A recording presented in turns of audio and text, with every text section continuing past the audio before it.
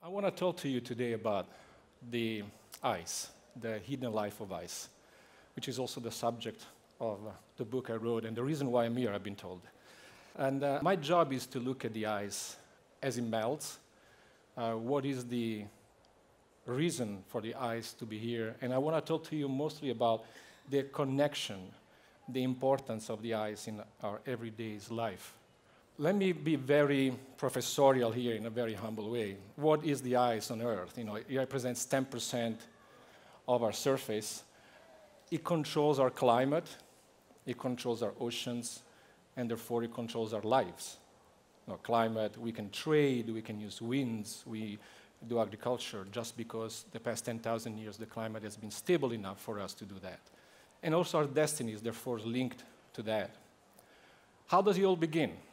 This is the first video of a colleague in California who was able to film. He spent his entire life trying to grow snowflakes. And this is a real snowflake growing in a laboratory. This is where everything starts. This is a little particle of dust in the atmosphere. It goes down, and it takes all this water vapor. And then, as it sits year after year as a snowpack over the mountains, the weight of the snow compresses the snow below, it squeezes the air out year after year, century after century, millennia after millennia. The air is squeezed out, the blue, beautiful ice is formed. This is how things start. It's not the freezing of the water, it's really a very slow process. And it takes a few years of melting to remove what it took hundreds of thousands of years to build. So this is also to address some of the things that we're going to discuss. Is it reversible? How far are we at this point? And of course, we have the big players, you know, the largest ice bodies on our planet, the Antarctica and Greenland ice sheets.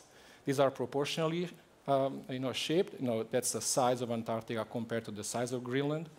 They're huge. Antarctica has the potential of having 60 meters of sea level rise should it melt all. Greenland, 6 to 7 meters. Just one part of Antarctica that is waking up now contains enough meltwater to raise the oceans by the same amount of the old Greenland ice sheet. And just to give you an idea how big they are, this is Antarctica, this is basically Eurasia, and this is Greenland. They are not, small. Greenland is about a couple of million square kilometers. Antarctica is about 12 to 14 million square kilometers, 95% covered by ice. And how does it look like? You saw some of the things. This is an iceberg outside Greenland. Greenland loses mass, the sea level rise, through surface melting, the water that I showed you, and the calving, icebergs. This is still some shots from the outside. This is melt ponds of water sitting on the surface of the ice sheet. We are inside now. This is some ice layers. The memory, you see all this black and brown. What is that? Of course, everybody thinks the ice is white, it's pure, pristine. It's actually a very dirty element. This is a picture we took in 2010, and basically this hole was created by one lake. Lakes that form on the ice because of the meltwater. They drain to the bottom, and they open the ice, literally crack it because of the pressure. And it took 1 hour for the lake that was about 5 kilometers wide and 10 meters deep to drain, same about 10 times the Niagara Falls discharge. The hole here was about 10 meters wide, and we spent a month just to record and monitor the life of this beast, waking up, living, and dying under our ice to understand what happens. Just to give you an idea of the energy and the power, it lifted 800 meters of ice by about 30 centimeters in 1 hour. Just the water flowing down and the pressure that was able to lift that block of ice by that much. This is the kind of energy we're talking about. This is the edge of the ice sheet where you have the ice flowing. Remember, ice is not this very hard material. It flows, it moves. You can imagine a little bit like a magma of the volcanoes. It's very much alive. This is one of the inglacial channels where the water flows in, and then it comes out into the ocean, changing the salinity, changing the temperature, and impacting our oceans from only on the surface, but from within the ocean itself. It's almost like an injection of fresh water that changes the system. And this, again, is what I call the elephant skin, which is, of course, the ice surface, which is old, thousands of years old. It goes through a lot. It moves, it cracks, it evolves. And so that's, the kind of things that we do when we go to the field. We use satellites, we use models, we go to the field. We, of course, use artificial intelligence now to learn more and more. This is also the last picture I'm going to show you. There we're going to dive into some of what's happening really there. And this is, again, a moulin from the French, which is basically the same thing as a hole I was showing you before. And the water is still sitting on the pond here. And then you can see all this brown and black material, which is dust, soot, that sits on the ice sheet. Then you have algae, bacteria. I will talk to you for a second. And this is basically creating all these feedback mechanisms also to accelerate melting. It's just not the temperature. There are other processes that are really accelerating and driving. We passed the phase where you people not expert in science should know that, the warmer it is, the more melting we have. We know more, and you should be entitled to know more. That's why I'm here to explain things. What is important? Greenland is my first love. Antarctica is important, but Greenland is really my love. And Greenland has been losing mass at a very fast pace, not only fast pace, but also accelerating year after year. This is a map that we can build from satellites. Actually, there are these 2 satellites that can weight the Earth. They can literally measure the gravitational field changes from space by calculating the distance between the 2 satellites. And they can achieve an accuracy of the distance between the 2 satellites up to 1/10 of a hair thickness, if you have it. But that is the kind of precision we have. And you can, passing by multiple times over Greenland, Antarctica, you can literally say how the gravitational field has changed, and you can weight how much ice has been lost, and how much of that, of course, has gone to the oceans, contributing to sea level rise. So just to give you an idea, Greenland is losing about 275 gigatons of mass per year. What does it mean? It's about 150,000 Eiffel Towers, and it loses enough mass, enough water to fill 150 Batalan lakes here in Hungary per year. That's the largest lake in Hungary.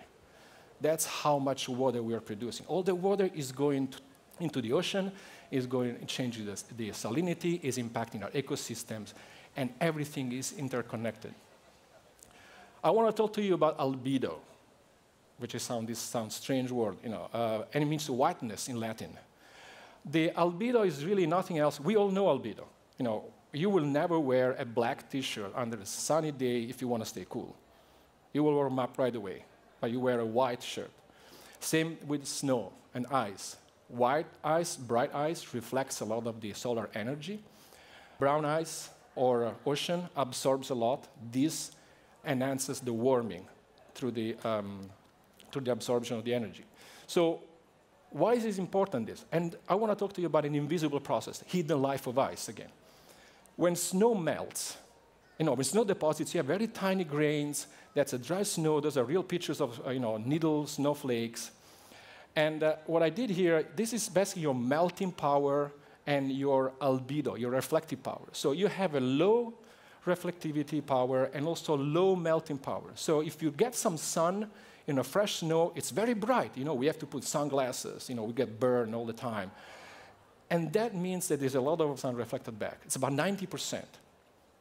As the snow melts and refreezes at the beginning of the season, the grains become bigger and bigger because the liquid water that during the melting phase, it acts as a little film around the tiny particles, and when it refreezes, it acts as a glue. So now we're starting to see the grains starting to get together, losing their original shape, and creating these bundles.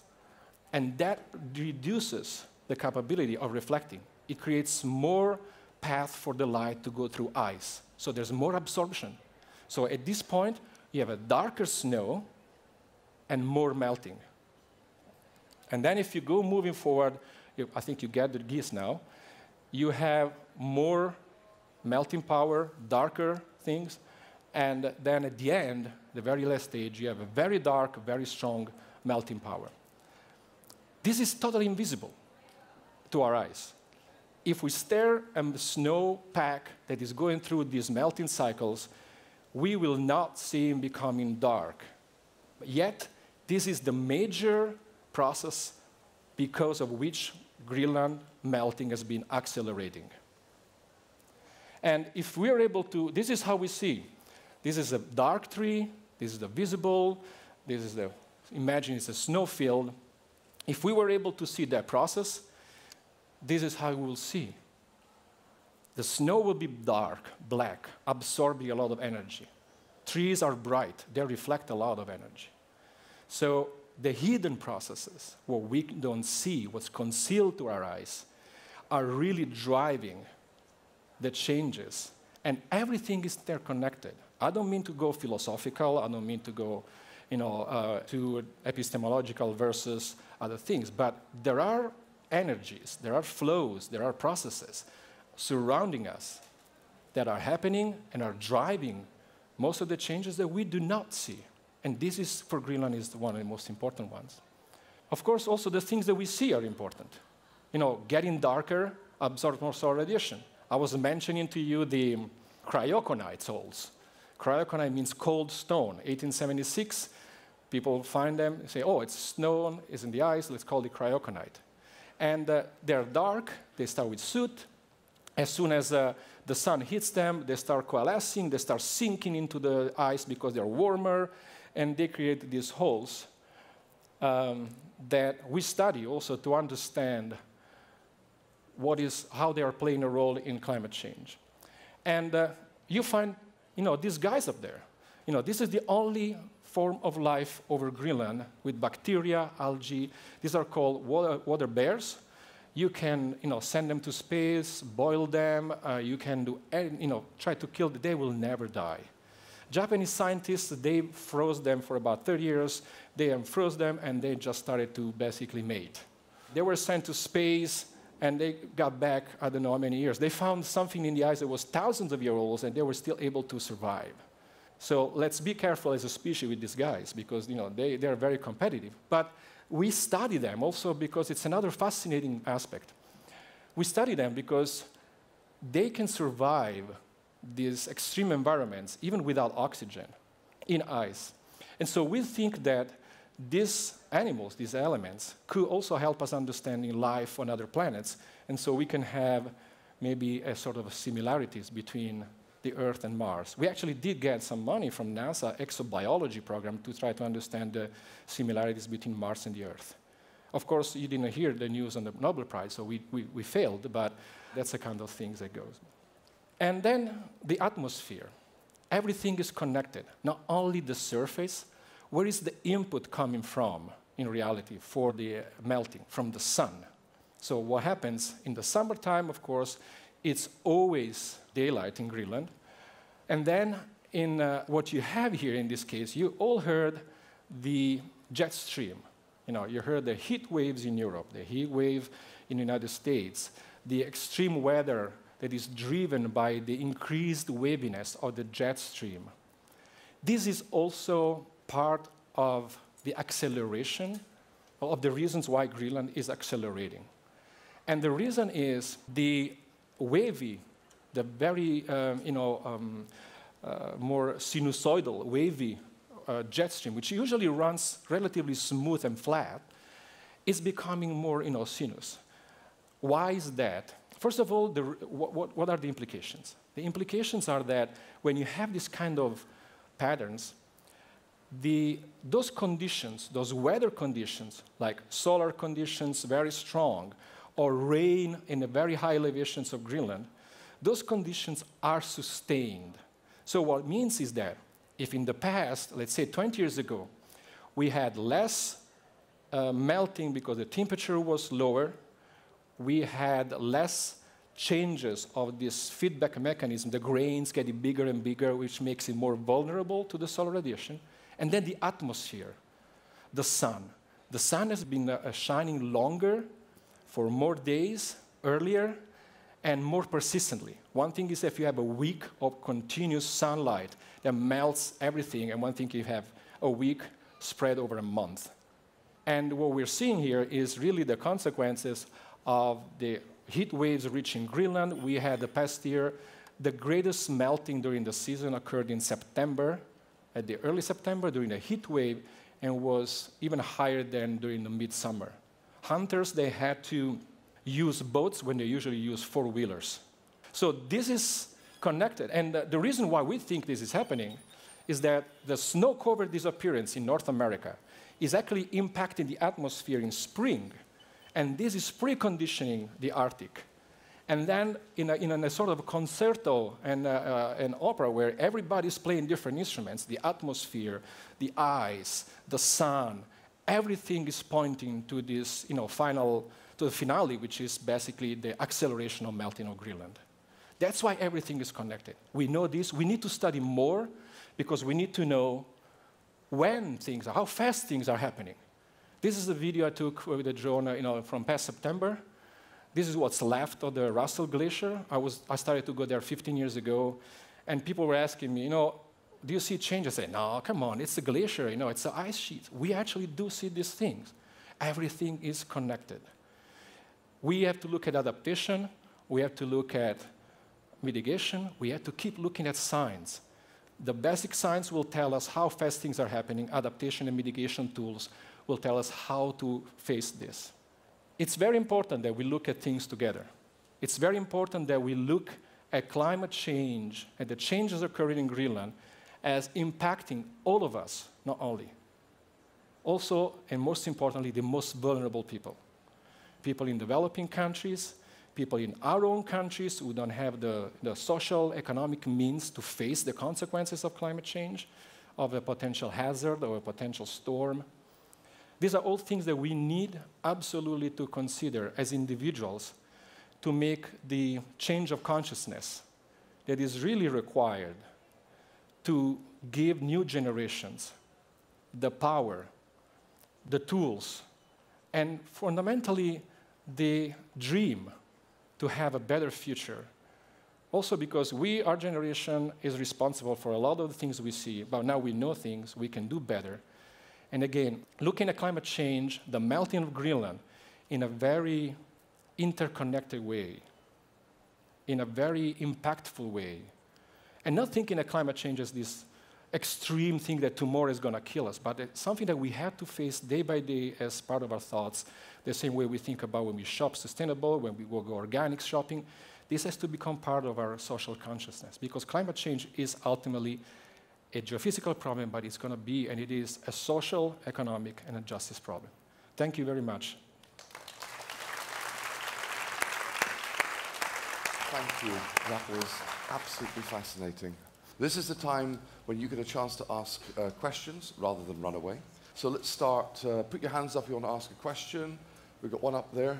A lot of people, when talking about climate change, consider glaciers being a tipping point, like an ecosystem or like a point where at a given point there won't be any way to go back, or we will end up in a new stable state. Do you have any insight on that or any observations relating to this? So, thank you so much. This is a very important question. I think tipping points are very important to describe situations where you can create some awareness of the complexity and of the problems of the issue. Yet, I think the Earth, being a climate system, being a dynamic system, being a complex system, in a complex theory way, what does it mean? It means that even if we start moving from one state to another, the reversing that action is almost impossible. The mechanisms are so interconnected.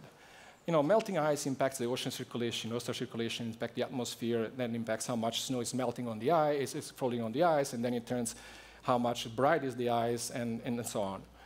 So going back to where we were, it's not, to me, going to be possible because we don't have the equations to reverse. And even if we do that, it's not straightforward that things will go in the direction that we estimate to go. I don't think it's necessary to go back. I think actually we can think about doing better. Climate change is strongly connected to biodiversity loss. is strongly connected to ecosystems. So having this approach in which we think that the systems are interconnected, it's extremely important for moving forward. And thinking about tipping point is important, yet think about you as a body or as a human being relationships. Once you do something with someone, it's kind of hard to go back to the same place in relationship-wise. You can build a new one, but once you lose that trust, it's hard to rebuild it. And I think we lose trust with Earth. And so it's hard to go back there, especially considering the human impact will continue be an imprint. Elizabeth Colbert, of course, she speaks about Anthropocene and everybody else. So we are driving the climate through our actions. So the question is, where are we going? And of course, the financial, economic, and political forces are and will play a big role in this. Thank you. Next question. So my question would be that I heard you talking about polar jet. And my question would be, why are they slowing down? Yeah, so the question is, why is the jet stream slowing down and why is it getting so wavy? And the reason is because the bottom line, the speed is controlled by the temperature on the very higher part of the atmosphere, the stratosphere, and the lower part, where we have clouds, the troposphere. And so that gradient controls the speed. As we warm up the stratosphere more, because the snowpack is basically, if you have the snow in North America, you remove your land, it warms up, you have this heat coming up from the land, and it literally floats on the Arctic. And then if you change the temperature over there, then you're changing the temperature difference between the top and the bottom layer, which is an engine for the wind. And then once you do that, you make it shorter, you lose energy, and then you start also having local effects, and then you basically, it's like a wobbling effect. You start spinning, and then it gets lower and lower, and then start wobbling more and more. And that actually is a very bad catalyzing effect for melting, as I mentioned. Thank you. Great question. Thank you so much. Next question.